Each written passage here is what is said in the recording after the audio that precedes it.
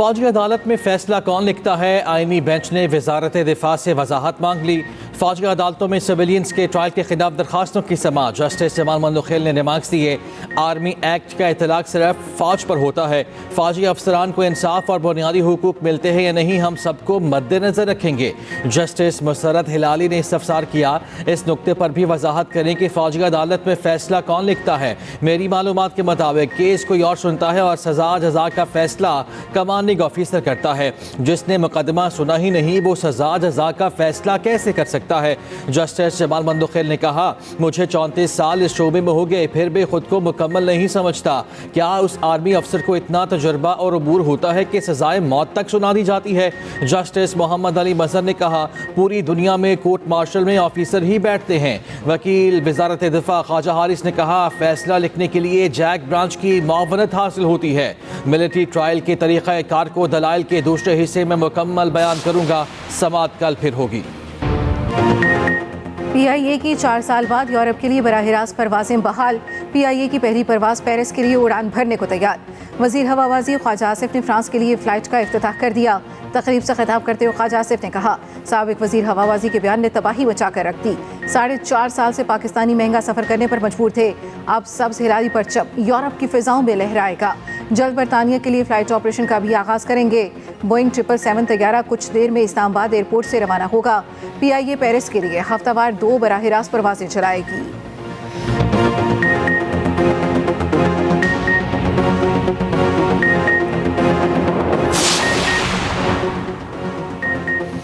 मुज़ाकरात का तीसरा दौर शायद आखिरी हो। हुकूमत का रवैया संजीदा नहीं। PTI रहनुमा शौकत यूसुफ से कहते हैं, हुकूमत अब बैक फुट पर जा रही है। बानी PTI ने पहले ही कह दिया था हुकूमत के पास इख्तियार नहीं। अच्छा हुआ PTI ने मुज़ाकरात करके हुकूमत को एक्सपोज कर दिया। नून लीग और पीपल्स पार्टी मुल्क पर बोझ हैं। एक्सप्रेस न्यूज़ के प्रोग्राम सेंटर स्टेज में गुफ्तगू करते हुए रहनुमा PTI तालिब मोहम्मद खान बोले, बानी PTI से मुलाकात होती है तो बात क्लियर हो जाएगी। मुलाकात नहीं करने देनी तो मुज़ाकरात ना करें। मुज़ाकरात के सिवा कोई रास्ता नहीं, बानी से बात करना ही पड़ेगी।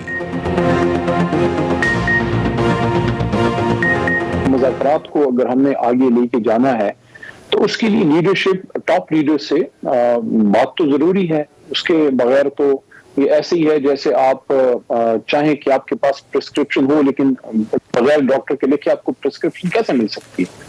लीडर बैठा है, आप उससे मिलने दें ताकि आप जो बातें 2 मीटिंग्स में हुई हैं वो जनाब इमरान खान साहब के गोश गुजार कर लेंगे कमेटी और आगे का रास्ता मुतय्यन हो जाएगा।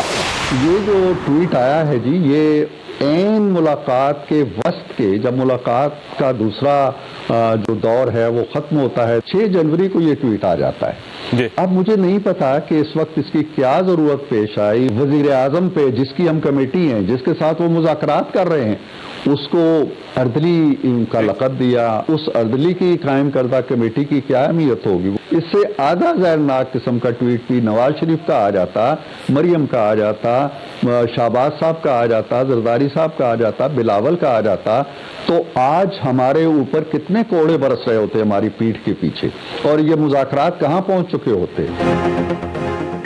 बानी PTI ने मुज़ाकरात के एन वस्त में वज़ीर आज़म को अर्दली कहा।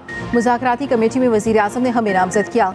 एक्सप्रेस न्यूज़ के प्रोग्राम कल तक में गुफ्तगू करते हुए हुकूमती कमेटी के तर्जुमान सेनेटर इरफान सिद्दीकी ने कहा, हम अर्दली की कायम करदा कमेटी हैं तो इसकी क्या अहमियत है? इससे आधा जहर आलू ट्वीट नवाज, शहबाज शरीफ, मरियम, आसिफ जरदारी या बिलावल की तरफ से आता तो हमारी पीठ पर न जाने कितने कोड़े बरस रहे होते और ये मुज़ाकरात कहाँ तक पहुँच चुके होते।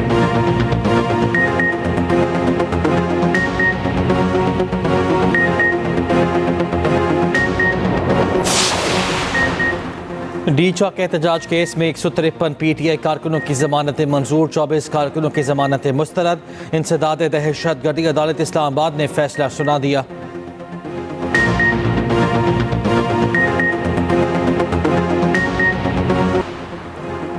वफाकी वज़ीर दाखिला मोहसिन नकवी की मौलाना फजल रहमान से मुलाकात, JUI सरबराह की खैरियत दरियाफ्त की, नेक ख्वाहिशात का इजहार। मुल्की मजमूई सूरत हाल खुसूसन कुरम में क़याम अमन के लिए इक़दामात पर तबादला ख्याल। दोनों रहनुमाओं का इमदादी एशिया के काफ़िलों की पाराचनार आमद पर इजहार इत्मीनान। मोहसिन नकवी ने कहा, कुरम में क़याम अमन के लिए तमाम स्टेक होल्डर्स को एतमाद में लिया है। बाज़ अनासिर ने जानबूझ कर कुरम इशू को गलत रंग दिया। ग्रैंड जुर्गे की मुखलिसाना कोशिशों को सराहते हैं।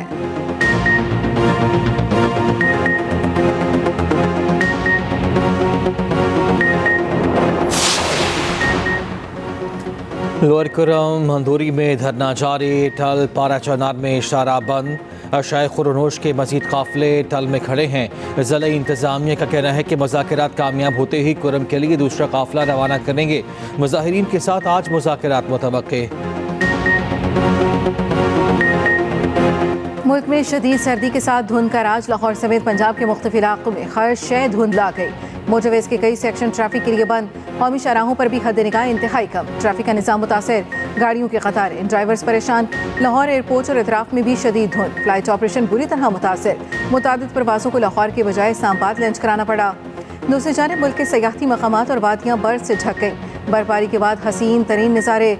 लेह में पारा -13, सोर में -12, गोपस कलाम स्कर्दू में -9 रिकॉर्ड। हुंजा में -6, कलात और गिलगित में -5, कोयटा में -4 डिग्री रहा। श्रीनगर में 4, मुजफ्फराबाद में 3, रावलाकोट में -3 रिकॉर्ड।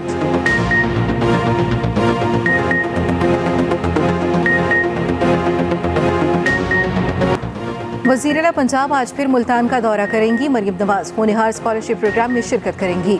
वज़ीर-ए-आला स्कूलों की इफ्तिताही तकरीब में भी शिरकत करेंगी।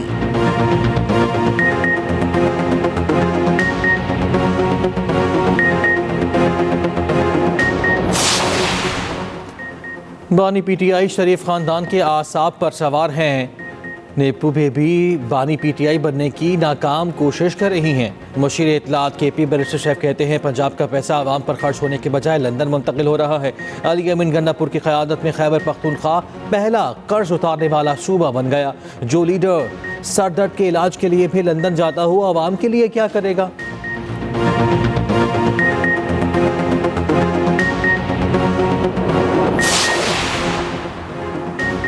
तरक्याती मनसूबों में मुबैना करप्शन का रेफरेंस। एहतसाब अदालत लाहौर ने चौधरी परवेज़ इलाही पर फर्द जुर्मायत करने का तहरीरी हुक्म जारी कर दिया। चौधरी परवेज़ इलाही के मुताबिक आयद इल्ज़ामात में वो कसूरवार नहीं। चौधरी परवेज़ इलाही ने ट्रायल का सामना करने का दावा किया। अदालत गवाहों की तलबी के नोटिस जारी करती है। बैरून मुल्क मुकीम पाकिस्तानियों ने दिसंबर में $3 अरब वतन भेजे। स्टेट बैंक के मुताबिक दिसंबर 2024 की तरसीलात दिसंबर 2023 29% जायद हैं। रवा माली साल की पहली छमाही में पाकिस्तानियों ने 32.8% जायद रकूम भेजी हैं। पाकिस्तान स्टॉक मार्केट में उतार चढ़ाव। हंड्रेड इंडेक्स 300 से जायद पॉइंट्स की कमी के बाद रिकवरी। 1,13,732 पॉइंट्स पर ट्रेडिंग जारी। दूसरी जानिब इंटरबैंक में $20 सस्ता।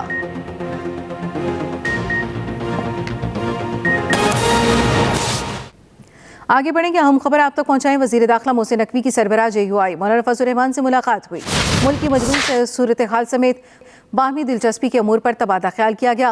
मोहसिन नकवी और मौलाना फजल रहमान का इमदादी एशिया के काफिले की पारा चनार आमद पर इत्मीनान का इजहार। मुल्क की मजमूई सूरत हाल समेत बाहमी दिलचस्पी के अमूर पर तबादला ख्याल किया गया। मोहसिन नकवी और मौलाना फजल रहमान का इमदादी एशिया के काफिलों की पारा चनार आमद पर इत्मीनान का इजहार। हुकूमत का रवैया संजीदा नहीं, मुज़ाकरात का तीसरा दौर शायद आखिरी हो। रहनुमा तहरीक इंसाफ शौकत यूसुफज़ई कहते हैं कि हुकूमत अब बैक फुट पर जा रही है। बानी PTI ने पहले ही कह दिया था हुकूमत के पास इख्तियार नहीं। अच्छा हुआ PTI ने मुज़ाकरात करके हुकूमत को एक्सपोज कर दिया। मुस्लिम लीग नून पीपल्स पार्टी मुल्क पर बोझ है, ये कहा गया तहरीक इंसाफ के रहनुमा शौकत यूसुफज़ई की जानिब से। वो कहते हैं कि बानी PTI ने पहले ही कह दिया था कि हुकूमत बाइख्तियार नहीं है।